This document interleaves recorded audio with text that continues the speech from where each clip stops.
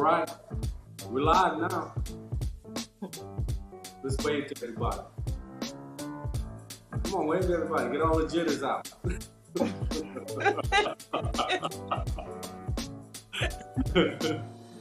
Come on in, you guys. Come on in. Come on in. This is our Fireside chat with Nikki. Nick for short. I call her Nick. We used to call her Tank back in the day. Remember that? I want to be called Nicole, really. You want me to be honest? You want me to call you Nicole? Okay. Yes. On this or going forward always? Let me. Yeah. Well, period. You want me to call you Nicole, period? Really? Why didn't you never told me that? Well, I wanted you to be comfortable as well. I am comfortable with it.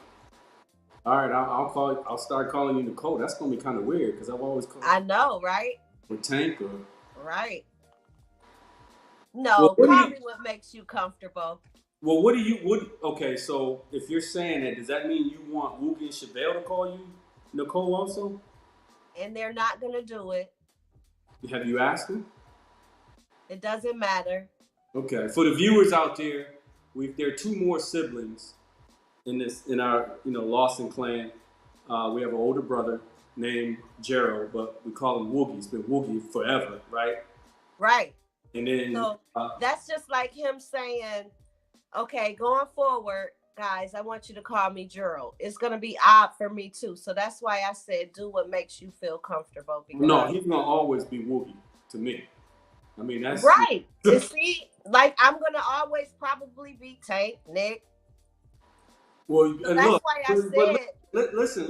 Listen. So for those viewers out there, okay, we did mention Woogie. Woogie's a year older than me. Chevelle is a year younger than me. And then, Nikki, you are 4.5 years younger than me? Or 5? No, 4? I'm 6 years younger than you. And I'm 4.5, sometimes, 4.5 to 5 years younger than Chevelle.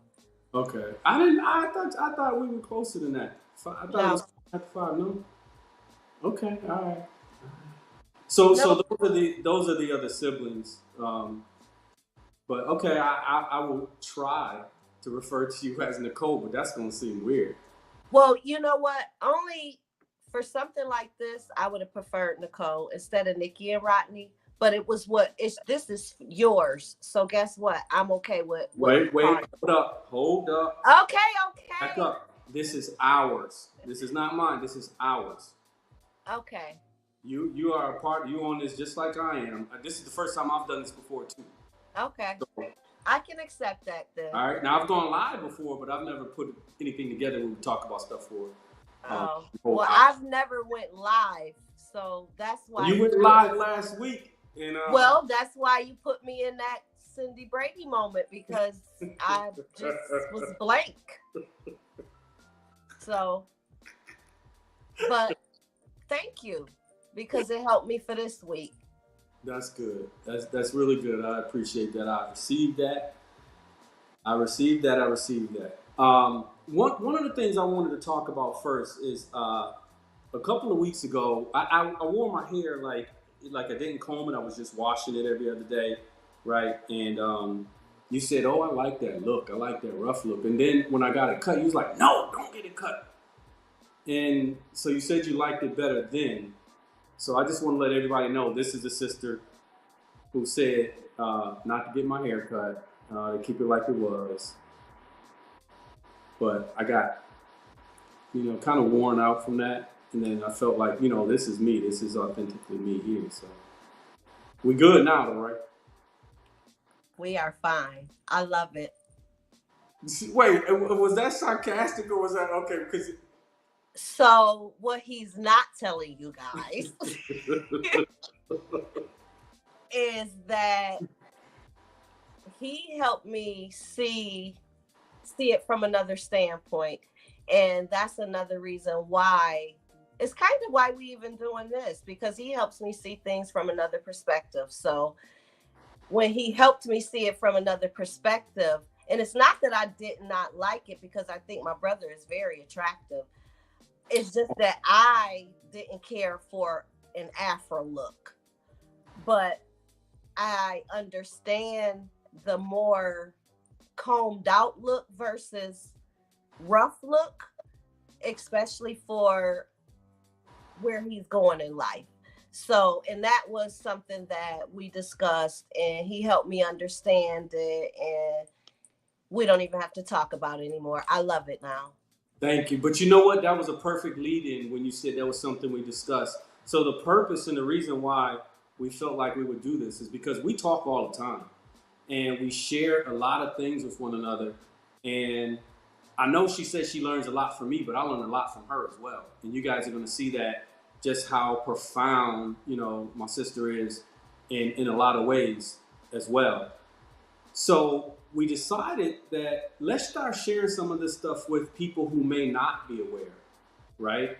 And so we said, what's the best way to do that? Well, let's jump on the platform and let's just start, sharing some of our conversations. Because we have a lot of authentic conversations. Sometimes we get mad at one another. Sometimes we argue. We do not get mad. We agree to disagree. Okay, we agree to disagree, but remember, you cut me off for like a month and a half, remember? Well, okay. So, we on live, Rodney. And we can talk about it. Look, that's one thing about us. We're transparent. That's why we're doing this. So, I know, but okay. And that's another thing that you helped me with, because that is something that I'm used to doing. I will cut myself off, but what people don't realize is I'm not cutting them off. I'm working on me when I do that. There was a time in my life where I was very combative, and I would have came back at you like, "Arr." I don't want to be that person anymore. The only way for me to control that is for me to take a step back sometimes. So I'll shelter myself from a lot of different situations, just so that I don't come across as this angry person, because that's not really me. So yes, I did that to you. Yes, I do that to a lot of people. What you've also helped me understand that in doing that is like, I guess, a form of, I don't want to say depression, but it appears to be a form of depression, and it can come off to others. Like, I can lose a lot of people that really benefited me in my life from doing that. So I'm just, and like I said, you helped me see things from another perspective. Now, with us talking about that situation, I helped you as well, because it was the way, what I explained to you is how you made me feel.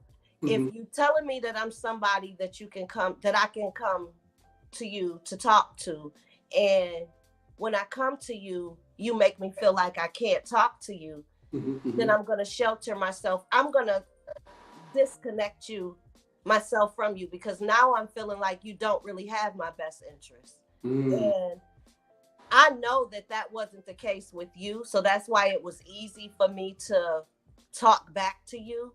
But I don't know if that's the case with some people. So I just leave it as it is. Well, it definitely shows growth on our part. Because in that, it helped me to explain a little bit more of me being a strategist and a injustice equalizer, and my natural abilities came, and this was all done from an assessment from this company called the Purpose Company. But my natural abilities were that I'm a truth teller.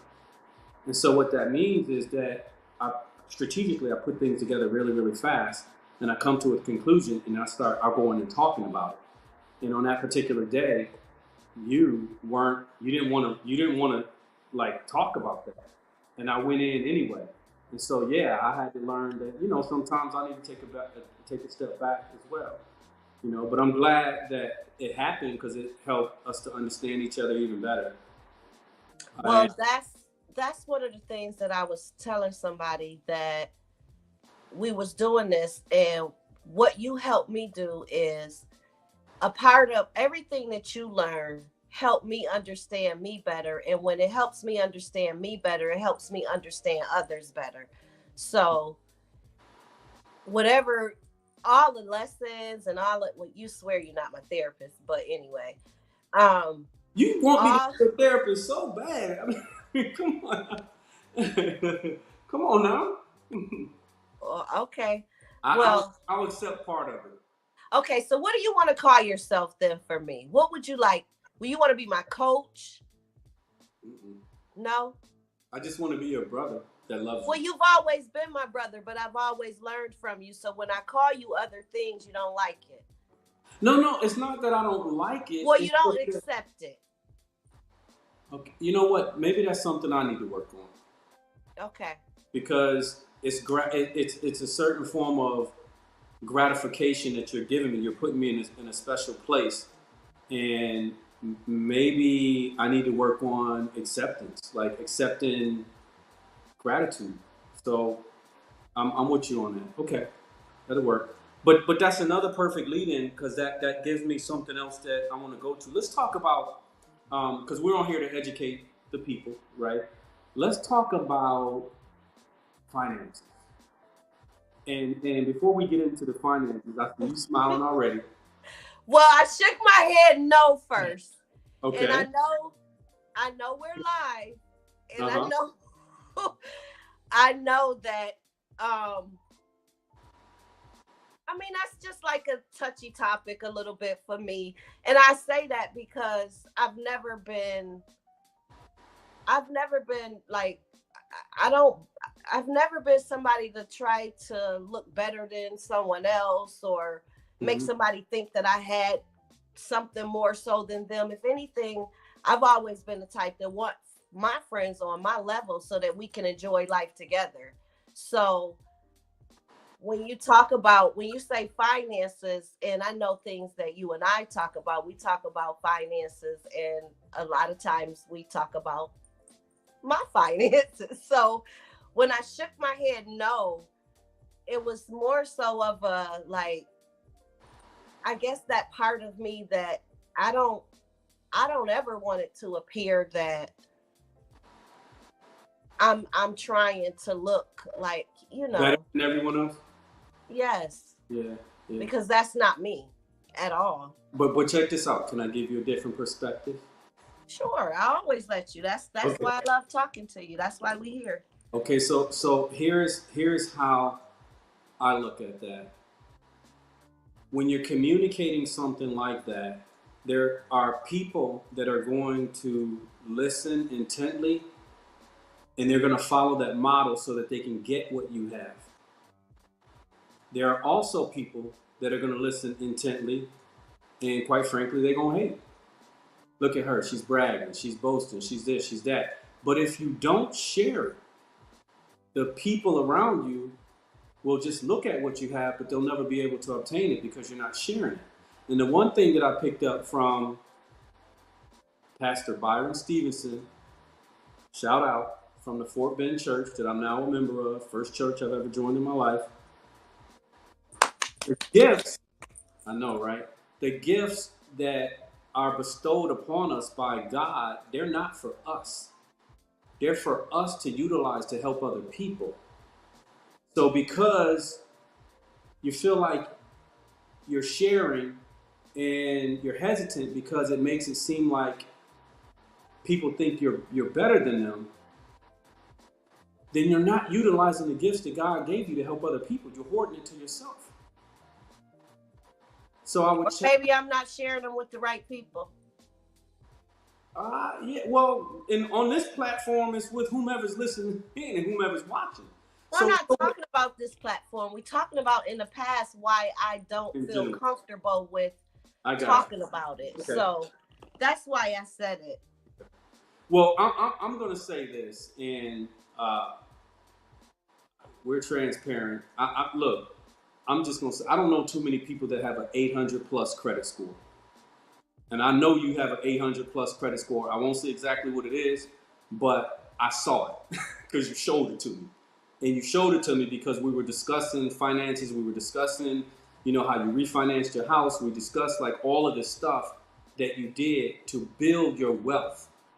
Your accumulation of wealth is something that we don't really see in a lot of the black communities because we don't look at it the same way. We go to work, we get our paycheck, and we take that paycheck and we put it in the bank, we pay our bills, we go out and buy things, right?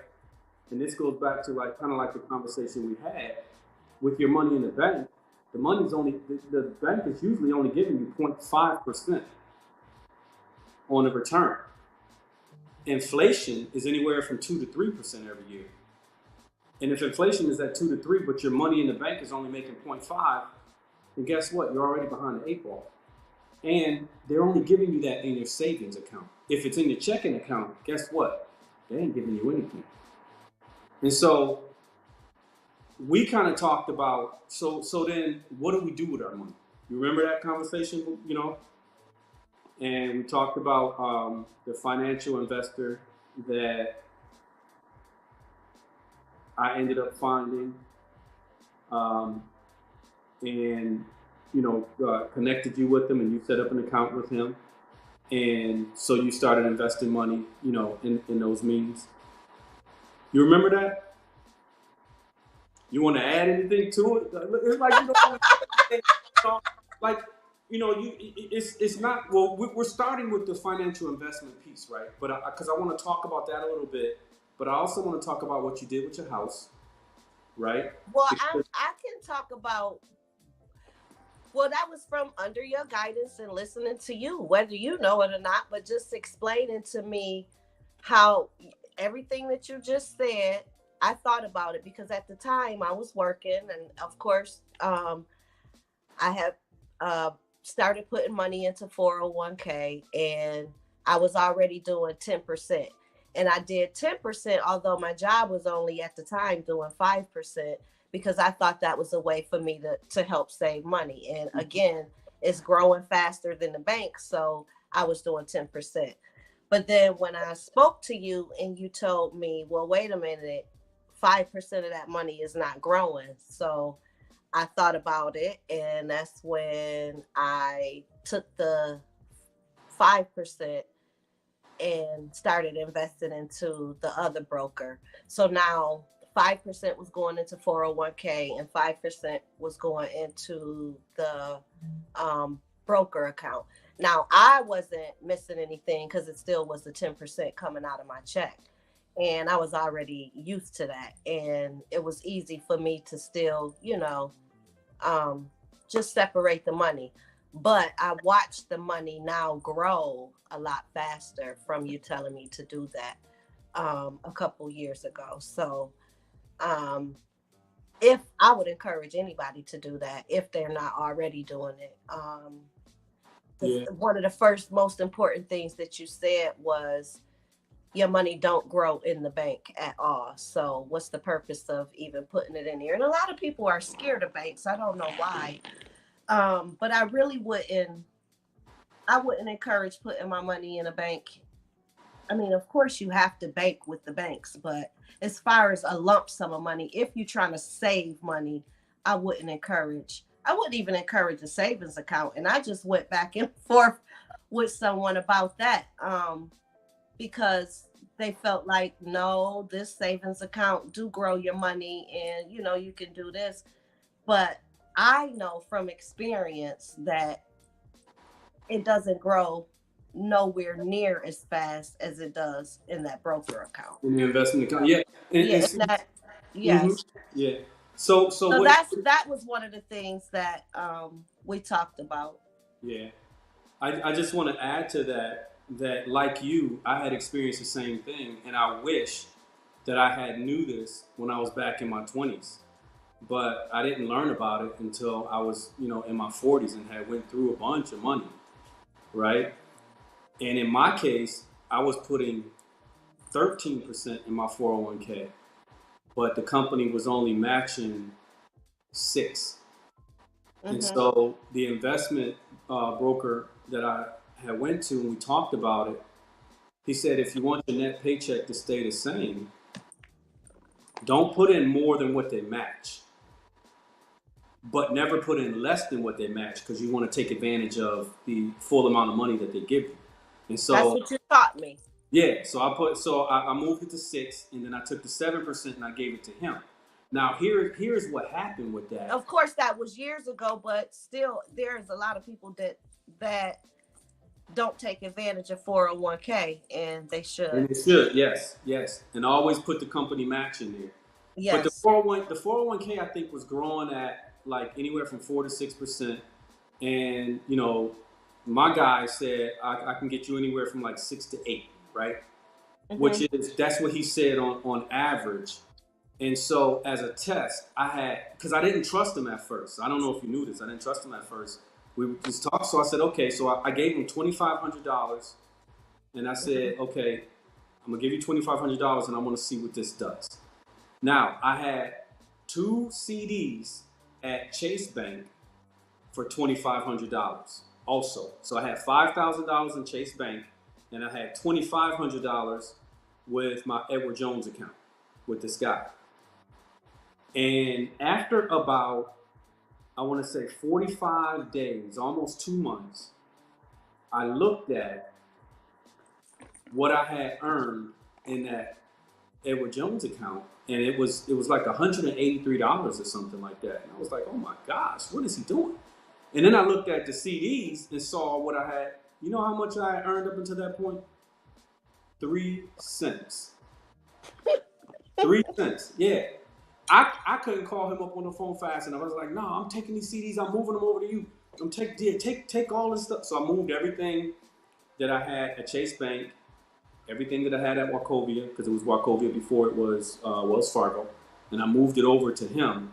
And then, because the more money you have in it, the faster it grows. And I remember taking a trip, right, long international trip to the Philippines. And I'm in the Philippines, but you can log in and look at like your money growing. I was like, dang, this thing is up to like $300 now in like just a few days. And so that's what taught me that. And so then when I talked to him, I said, well, why ain't the banks doing this? He said they are doing it. They're just only giving you 0.5%. They're keeping the rest of that money.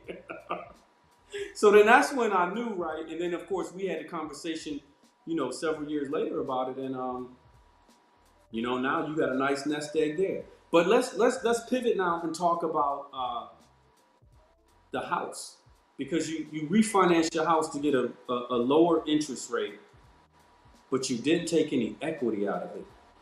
And I thought that was brilliant, because normally when you refinance a house and you take the equity out, people want to use that money for something or whatever the case may be. And I can certainly understand that. But if you can prevent that, that's even better, because whenever you refinance your house, the payments that you're making right up front at the beginning, the majority of that money is going towards the interest, not the principal.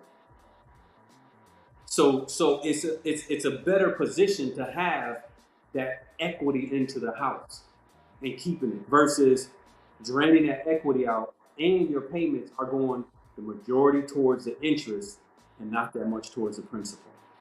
So you doing that, man, that's you know, that was like a game changer. And I want to say this, your discipline to do that is one of the things that I'm just really impressed with, because, you know, even though, you know, I worked in the corporate world and did a lot of things, I didn't have that type of discipline. Not the discipline that you had with that. So let's talk about that. I know yesterday was Father's Day, and we were discussing like some of the things that we, you know, got from our father. Was that right? Some of the things we got, or what we admire? Traits. Okay. So what would you? Because one of the things that I know that we both got is resilience.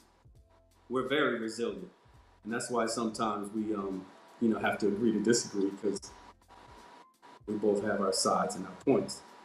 But you even helped me understand that. And that's what it's funny. That's please work on it. Work on taking credit from me and not looking at it like taking credit. Let it fulfill you as if I was somebody else, because you helped me get there. I need you to understand that. A lot of your guidance really, really helped me get there. So everything you saying, yeah, thank you.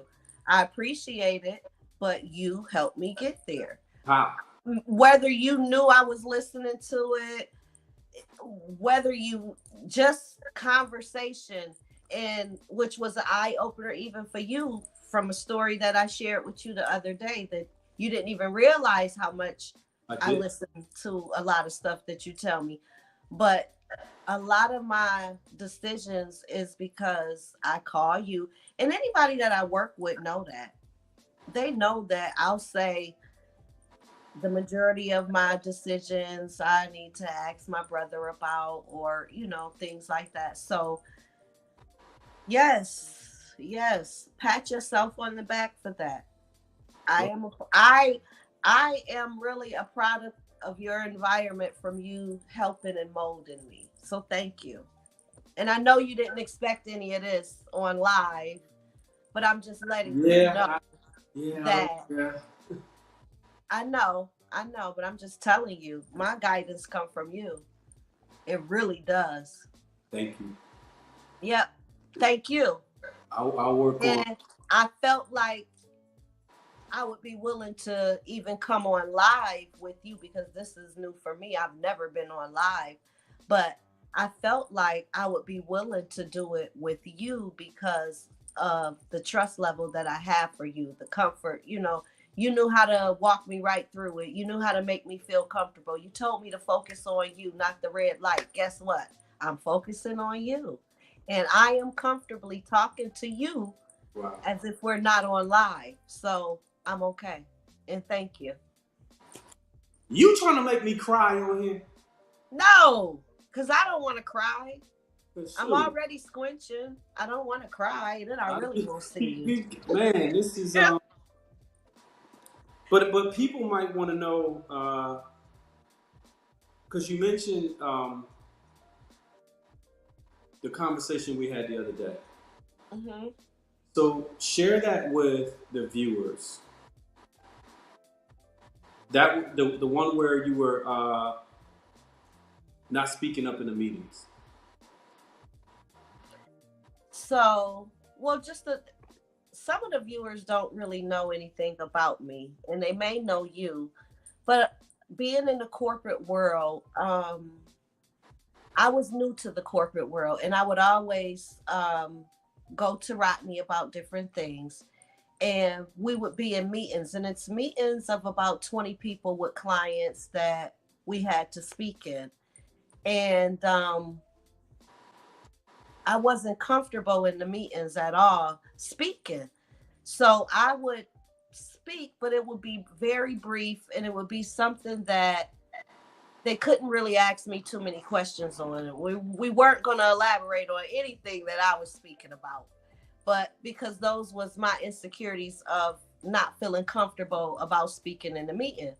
So then when I went to Rodney, of course, and told him how I felt, about it, he said something as simple as, well, you're not going to be comfortable until you learn the business. And I was like, wow. So I took that and I'm like, okay, learn the business. I thought I knew the business, but I didn't know the business. So I really went and I learned the business. So let's fast forward to about 8 months later. We would now go to meetings, and I would get a text on my work phone from the client, and it would say, I don't want you to talk today. I want to hear from your peers. And it wasn't a message like they don't want to hear they don't want to hear from me. It's just that they were very confident in what my conversation was going to be in those meetings, because once I learned the business, it helped me be a lot more confident speaking when I was talking. So now when I'm talking about something, that's just like a salesperson. Mm-hmm. You learn your product, you learn, you're gonna be able to discuss it better. So that's what happened when I was in the when I was in those meetings. So it felt good for me because I really don't even have to talk anymore because they know that I know my stuff at this point. But it just felt good for Rodney because he never even really knew that I took that information and really applied it, listened to him, and it worked for me. And you. This was early on in your career too, right? Oh yeah, very early. Well, a lot of the stuff that we talking about is early on. But you've been there for how long now? 17 years. 17 years. So that's why when you mentioned this to me the other day, I remember having that conversation, but I was like, wow, that was so long ago. That's why I was shocked. You was just sharing with me the impact, and I didn't even know you were listening, to be honest with you. But you took that and you ran with it. Yes. There's something else that you mentioned. Um, you talked about, in our conversation about being tapped on the shoulder. So tell us a little bit about that, being tapped on the shoulder in the company that you work for. Why are you laughing about it? Because I feel like I know this is what we talked about doing, but you got to keep in mind I'm still a little shy, and you're asking me questions about me that yes, I'm comfortable talking to you about. Right. But again, I'm not that person that sit and just talk about myself. You know what I mean? Like I don't so I'm feeling like it's not about me. You know what I mean? But I guess it is about me because you kind of interviewing me, and I'm trying to make myself understand that and But be it's comfortable with it. if I may, let me just interject for one moment. But it's to help other people because that being tapped on the shoulder, you were tapped on the shoulder for promotions for a reason. And that's what we're kind of getting to and drawing this all back to, like, what is it we got from our father besides resilience? So I'm trying to bring this like full circle. You got that look like you're not approved, like you get it, but you're not really approved. I can read your facial expressions. That's one thing about us, to our listeners. We read people extremely well. We read people Well, facial. here's what's funny. I can't read you right now because I can't even see you right now. So, Well, put your glasses on. no. Okay, all right. Okay. You want to be able to read me? Put your glasses on. See, they look nice on you. Can you see me Okay. now? I can. Woo. So you can. Woo.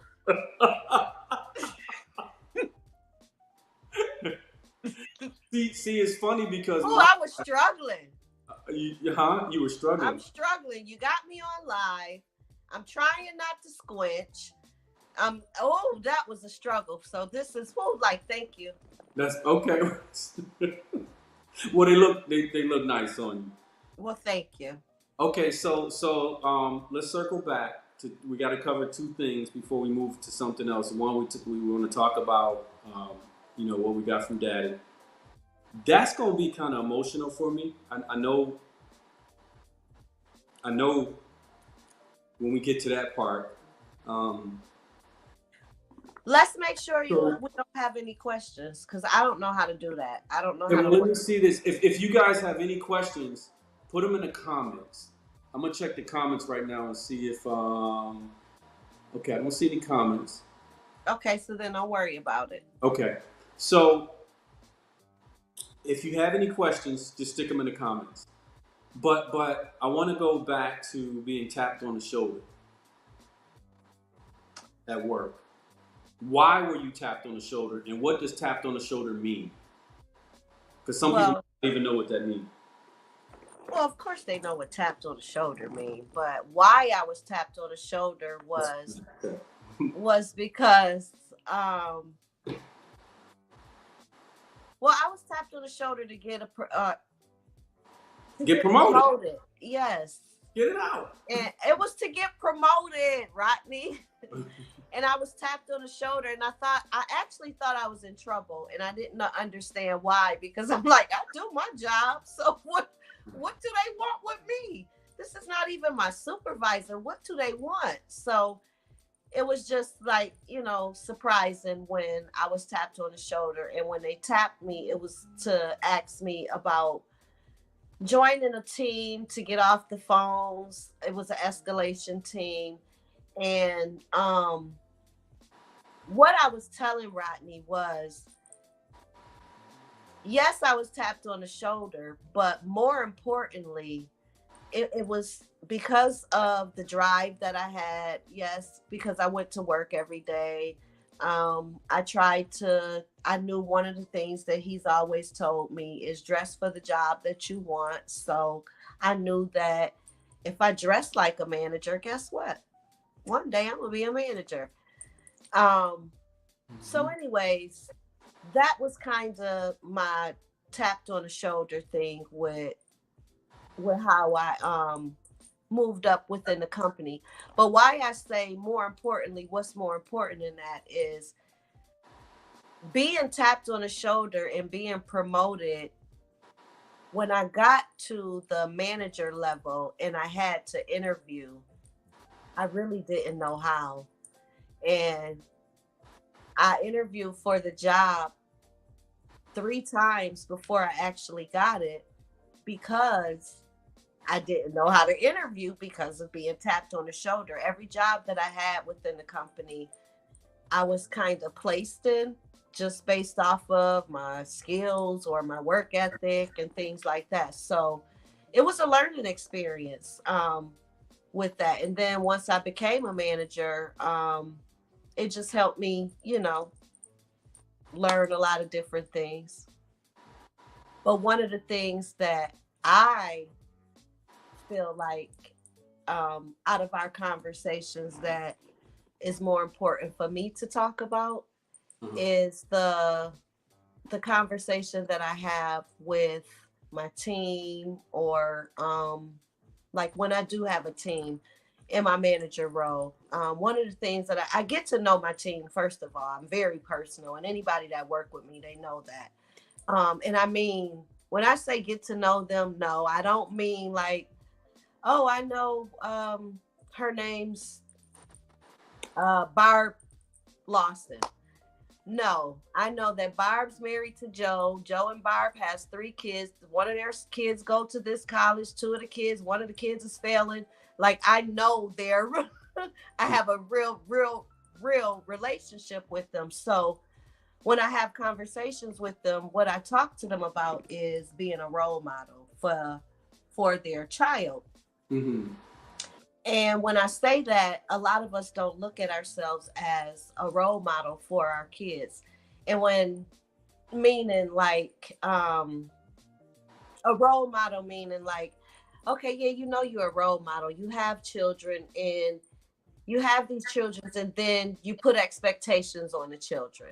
Right. So you say to your child, I expect you to go to school, and I expect you to get good grades, right? Yep. Now, keeping in mind, you're the role model. As the role model, what are you showing them besides going to work? And when I say that, meaning like, okay, you're showing them that they should go to work every day. But what else is you showing them? Why should they get good grades? What are you doing to show them, to help them get good grades? Meaning like when you're at work, what are you doing are you getting recognized? Do you have goals to move up? Are you trying to get to the next level? So if you're not, then how do you then turn around and put those expectations on your child? So to me, that conversation for us was more important to leave somebody with as a message, and just to think about it. And the reason why I say think about something like that right now is because all of the stuff that's going on in the world with the children, and a lot of things that we complain about, and one thing that we say, oh, it starts at home, and us as parents, we need to do this. And a lot of us think we're doing it, but are we really doing it? Yeah, it's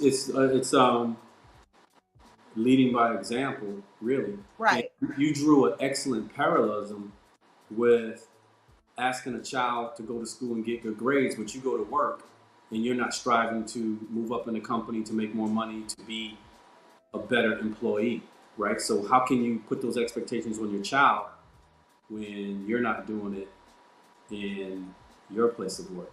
So yeah, it makes a lot of sense because some people just simply don't think that way. No, not at all. They But don't. it was important for me.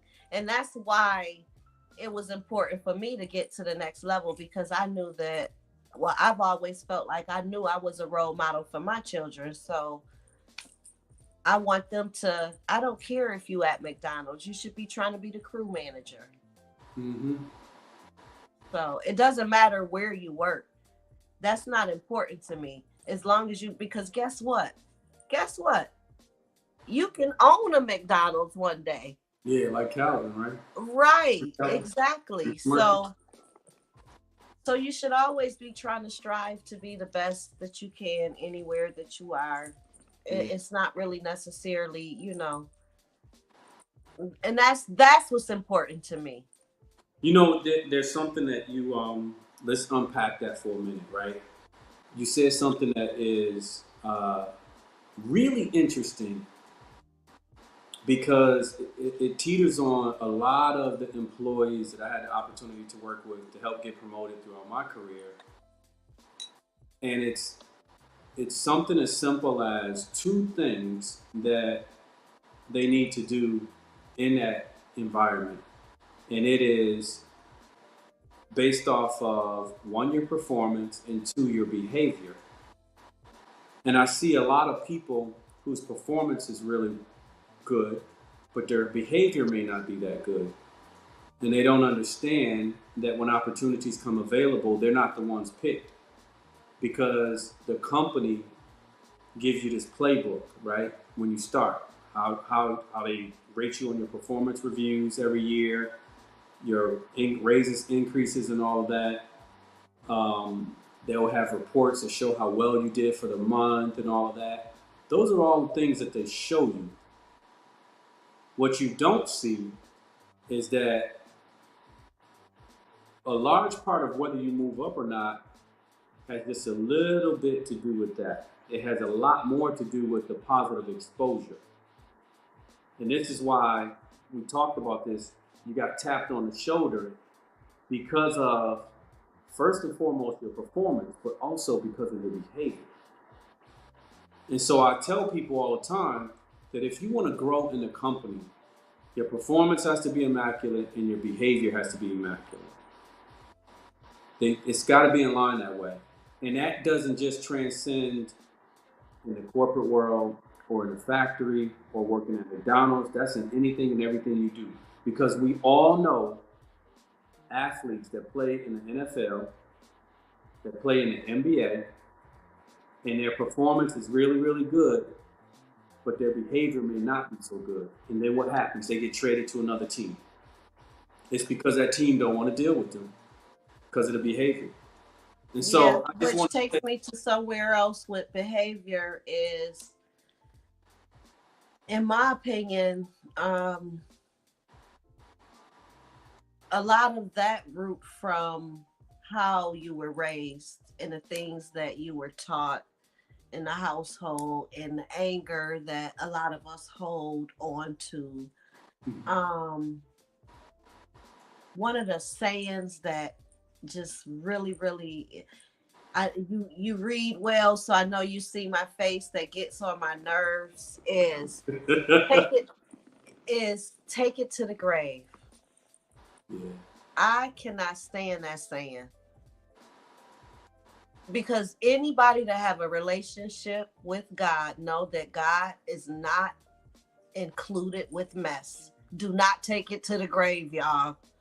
Get it off your chest. talk about it. That's right. Talk about it to somebody. God don't want that mess.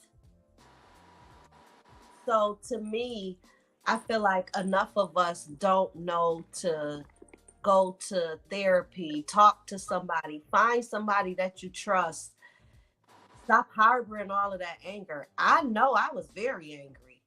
And it's almost like a generational curse because daddy was angry. All of us have anger in us. And it just depends on how we channeled it. Yeah. And I'm not saying that, oh, I'm different now. No, I still get angry. Yeah. But it's just how I handle it now is what makes the difference. And to me, I don't think that enough of us get help with our anger. So it just festers inside. And then next thing you know, We explode.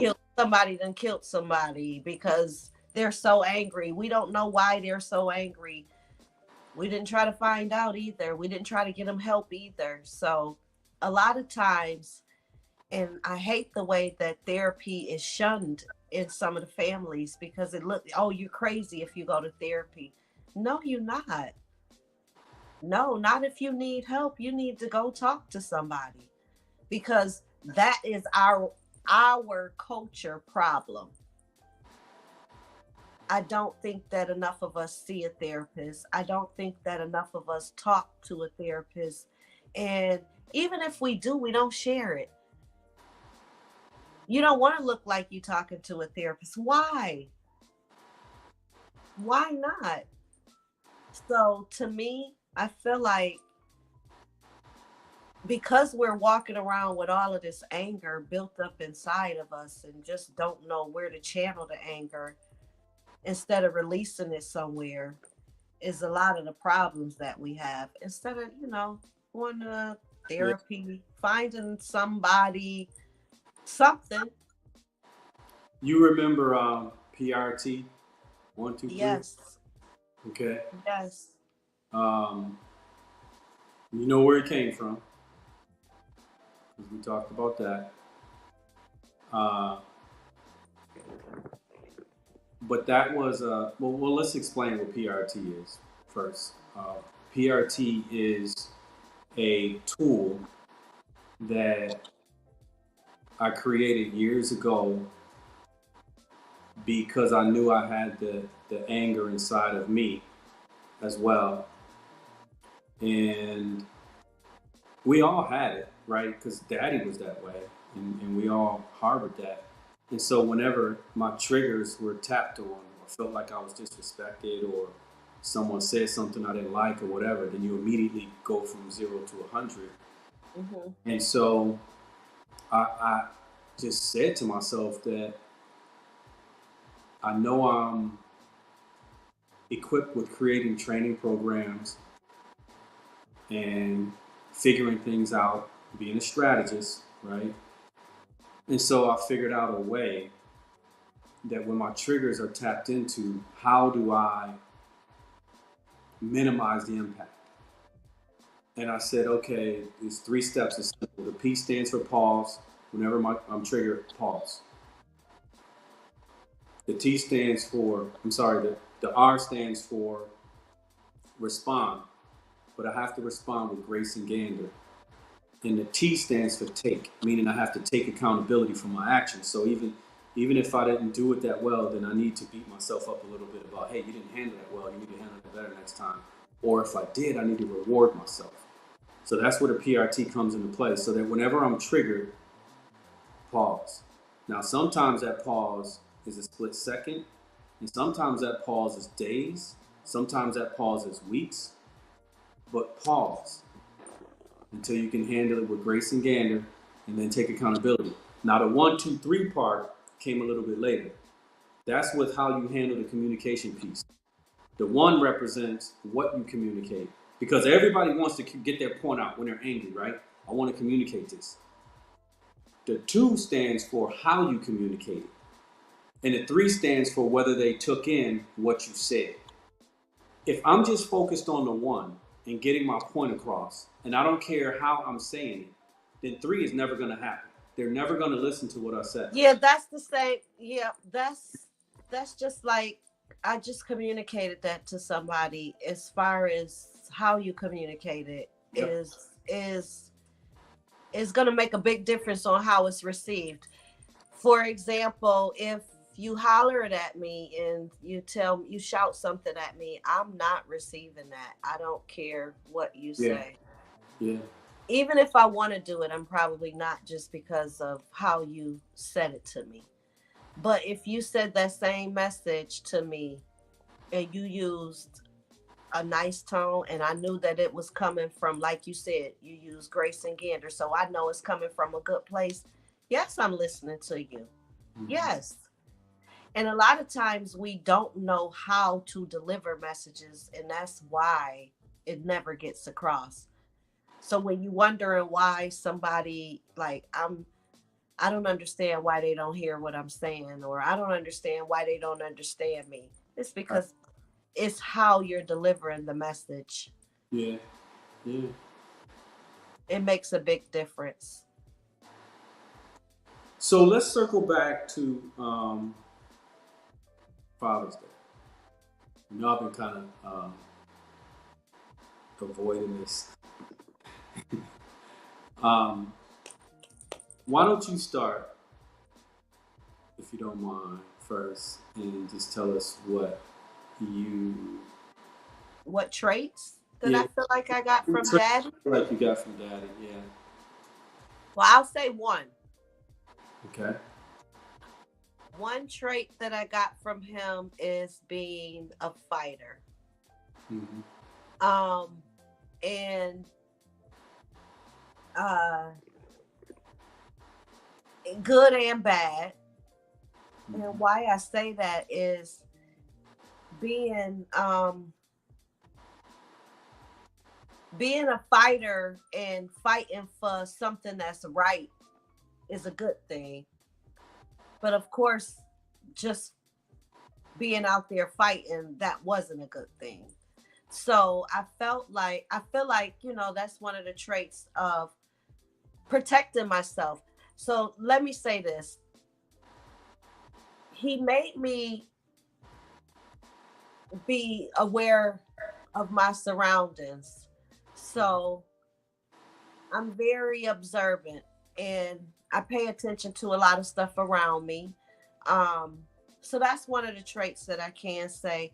And when I say a fighter is somebody who is going to pay attention to that type of stuff. So um, I guess I would say those traits. The good thing about it, like I said, is I've learned to fight now, but fight for something that's right. So that would be a trait that I would say that I picked up from him, that could be positive and negative, Okay. if that's what you were asking. Yeah. Anything else? You can tell I'm kind of trying to avoid. Well, because um, it's still emotional for me. Um, I just recently forgave him. You know that. Well, you know because I told you, right? And even though we grew up in the same household, for a number of years, just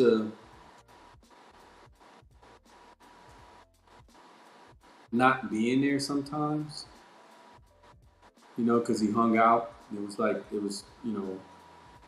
We did have a connection with martial arts, but I felt like that was the only thing. Hmm. Because, he you know, didn't really come to my football games or my practices. And But what trait? I still want to hear your trait first, and then you can get into that. thank you. Wow. I love you holding me accountable.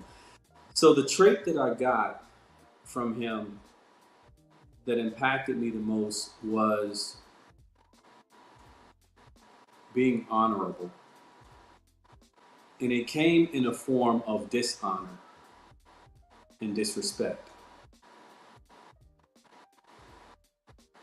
Because he took me to the darkest place I've ever experienced in my life from a disrespect standpoint, and that was when he, broke our trophies up.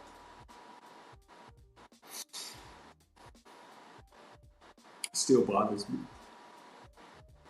when he did that, and and then act like he was going to jump on me because I went to go and retrieve my trophies because of what he did. Um, I never wanted anybody to feel like that. And so, out of the 30 some odd years that I've been in management and leadership positions, I've never treated anybody with the lack of dignity and respect. Never. Now, I did hold people accountable. I terminated a lot of people, but I never treated them in a disrespectful manner because I knew how that felt. And so we were talking about therapy, and about a month ago, my therapist said something that was profound. She said,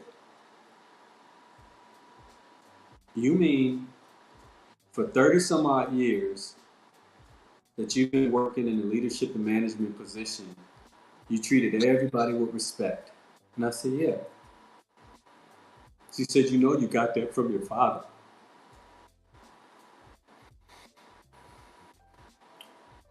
And it's emotional and it hurts because for so many years of my life, I blamed him Right. for that. But she made me, she got me to see that what he gave me was a blessing. Right. Because what that incident in that moment that was done with me didn't scratch the surface of how many people, the hundreds and thousands of people that I impacted over the years. And I mean, there were places that I worked where we had 1,100 employees, 1,000 employees that rolled up to me. And so if I'm impacting that many people, all because one person, my father, my first leader, made me feel so little at a point in my life, then the impact far outweighs what he did. Right. So it's not what was done to me, but it was what he did for me. Right. And so now I honor him for that. But I feel a little guilty inside, and that's what makes me emotional about it, because I wouldn't forgive him for so many years. I know that. So that's kind of the one thing that probably the most impactful that I got from him. That treat people with dignity and respect in the corporate world, because you don't want people to feel that way. But he also taught us, just like you said, the fighter part. You don't have to respect anybody that doesn't respect you. Right. You know that. Right. Mean, even when we, regardless of who they were, he always kind of like was that way. And it wasn't just he walked by that model too. By the things he did. I'm sorry. Why are you laughing? Because this is a serious time right now, and you emotional, and I'm looking at me, and my glasses look twisted, and we on live. I'm telling you, that's why.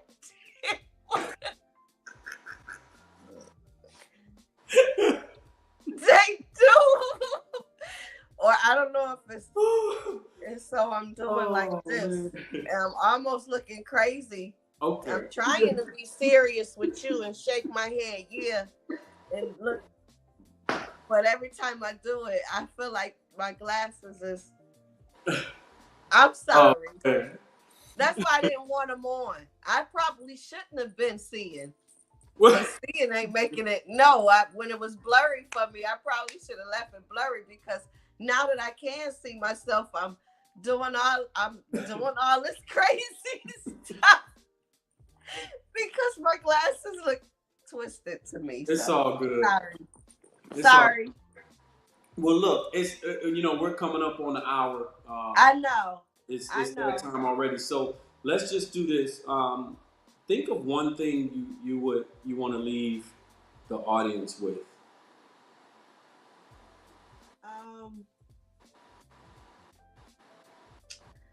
I would leave them with right now.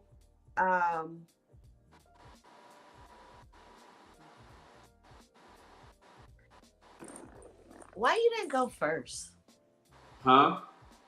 Why you didn't go first? What? I didn't know if I was gonna leave them with. Okay. Well, you put me on the spot. I don't know what to leave them with either. Okay, listen. Okay. This is my first time. I don't know. All right. So if I was gonna leave the audience with anything, I know we talked about a lot of things today. I would say, as you walk through life, first, try and understand what your triggers are. Because once you understand your triggers, then you can put something in place to help manage those triggers. For me and for us, it's PRT 123. And then I would say seek therapy, like what you said, Nikki, because those triggers are going to always be there. And the therapy helps you deal with them a lot better, helps you to understand them. See, there you go. That's where I would go. That's what I would leave them with. Mm-hmm. Definitely seek some type of therapy. A lot of us harbor a lot of anger and don't realize why or where it's coming from. Please seek therapy, y'all. That's what I would leave you with. It is really going to help you understand you, or find you somebody that is going to help you understand you better so that you can understand other people better. That's what I would leave you with. Find someone that can help you understand you better so that you can understand people better. That's what I would leave you with. Spreading love. That's how you spread love. All right. Yeah. Well, look, that's all the time we have. Did you have fun? I did. Are you nervous? You ain't nervous anymore. I'm just still thinking my glasses crooked, ready for you to hit stop. All right. Well, listen. Thank you guys for joining in. But it was fun. It was fun. You enjoyed it. Good. It was fun, and I thank you because I've never done nothing like this, and it's also helping me, come out of my shell too, because I've never done anything like this. Would I mind doing something like this, talking to people and helping them? No, not at all. But this was never, something that I've done. So yes, I enjoyed it, and I would be willing to do it again, especially if somebody wants some information. If there's something specific that they're looking for and they want us to talk about that, I will be more than happy to do this again with you. Likewise. Thank you. I love you. And I'm sure we'll have many more conversations. But it's time to say goodbye. I know the NBA basketball game is on, so people are rushing to go and watch that or whatever. So I wouldn't know anything about that. It's all good. Well, look, you guys take care. I got to rush for Rose. That's about it. Okay. Yeah, that's her mom. But look, love you for taking care. Love you too. Bye-bye. You guys take care. Bye now.